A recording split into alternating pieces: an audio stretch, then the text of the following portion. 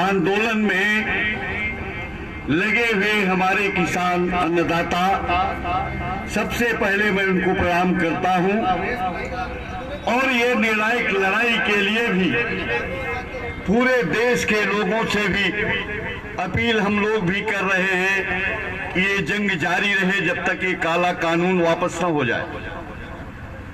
आप जब से देख रहे हैं हमारे झूठ के सौदागर प्रधानमंत्री मोदी जी देश की किसान एकता को तोड़ने का काम भी किया और ये शुरू में बोलते रहे जब प्रधानमंत्री नहीं बने थे कि हमको प्रधानमंत्री बनाइए, हम देश के अन्नदाता को आत्महत्या नहीं करने देंगे, हम स्वामीनाथन कमीशन की सिफारिश को लागू करेंगे और लागत का 1.5 गुना दाम देंगे।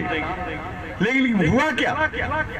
आपने देखा सरकार बनने के बाद सुप्रीम कोर्ट में हलफनामा दाखिल होता है कि हम किसान को स्वामीनाथन कमीशन की सिफारिश को लागू करने के लिए हम नहीं दे सकते कुछ।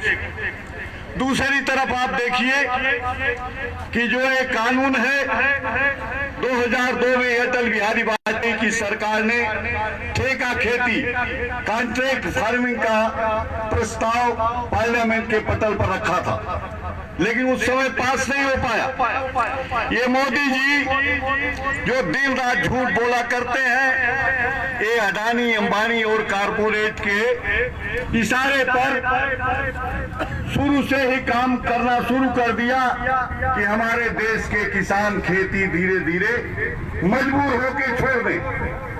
लागत बढ़ती चली जा रही। मैं यूपी की बात बता रहा हूं, पूर्वांचल के 12-14 जिलों में गया, भी देखा कि 800-900 रुपए कुंतल किसान धान बेचने मजबूर हैं।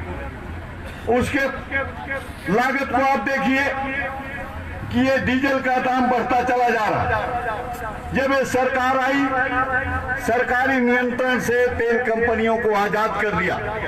रोज डीजल के दाम बढ़ते हैं, कभी 13 पैसे, कभी 33 पैसे, कभी 17 पैसे। जब एक महीना हो जाता तब 2 रुपए बढ़ जाते हैं, 3 रुपए, तब पता लगता है। आप देखो बिना डीजल के, बिना बिजली के खेती संभव नहीं है, लेकिन ये हमारी मोदी की सरकार ये ऊर्जा के दोनों स्रोत बढ़ाते चले जा रहे हैं, उनके मूल्य।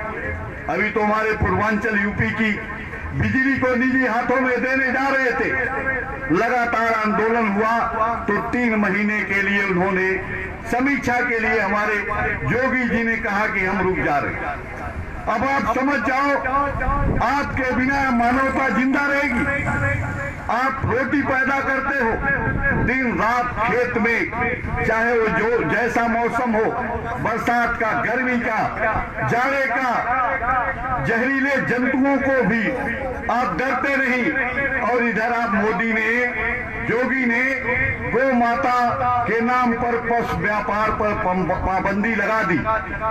हमारे पूरे उत्तर प्रदेश के अंदर हम देखते हैं, जाते हैं, इतना ये छुट्टा जानवर, ये जो गाय है, ये सांड है, रात दिन किसान की फसल को बर्बाद कर रहे हैं। अब रात दिन किसान खेतों में कैसे रखवाली कर रहे हैं। एक प्रेशर है कि किसान खेती छोड़ दे। जो भी ये कानून आए हैं, एमएसपी नहीं देंगे, मंडी खत्म कर रहे हैं, एक प्रेशर है कि अन्नदाता खेती छोड़ दे और ये ठेके पर अपने नाम जो इनके हैं, अडानी है, अंबानी है, उनको खुश करने की तैयारी है।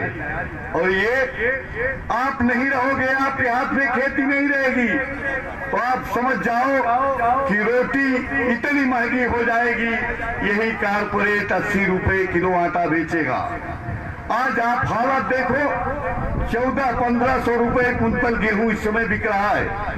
जब गेहूं हम काटे हैं उस समय रेट था 2000, 1800, 1900। कौन सी फसल पैदा हो गई गेहूं की कि हम 1400-1500 रुपए बेचने मजबूर है।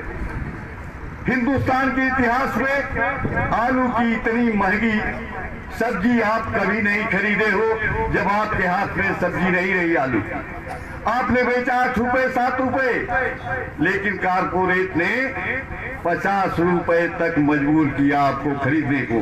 पूरे देश के लोगों को, उन किसानों को, अन्नदाता को जिन्होंने 3 रुपए में प्याज बेची और वो तड़का नहीं लगा पाए, ये हालत बनाई है। वो एकदम तैयारी है, प्रेशर बनाओ, खेती चली जाए कारपोरेट के हाथ में, आप मजबूर हो जाओगे कि छोड़ दो। एक आलू की कीमत हमारे अन्नदाता 1 रुपया नहीं पाते, लेकिन पूंजीपति वर्ग एक आलू में 5 पैकेट चिप्स बना करके 25 रुपया ले रहा है। इसी देश की जनता से लूट रहा है और पैदा आप कर रहे हो। ये अच्छी लड़ाई है, ऐतिहासिक लड़ाई है।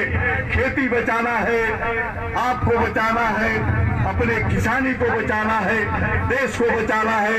निर्णायक आंदोलन के चलो, इनकलाब जिंदाबाद, किसान एकता जिंदाबाद।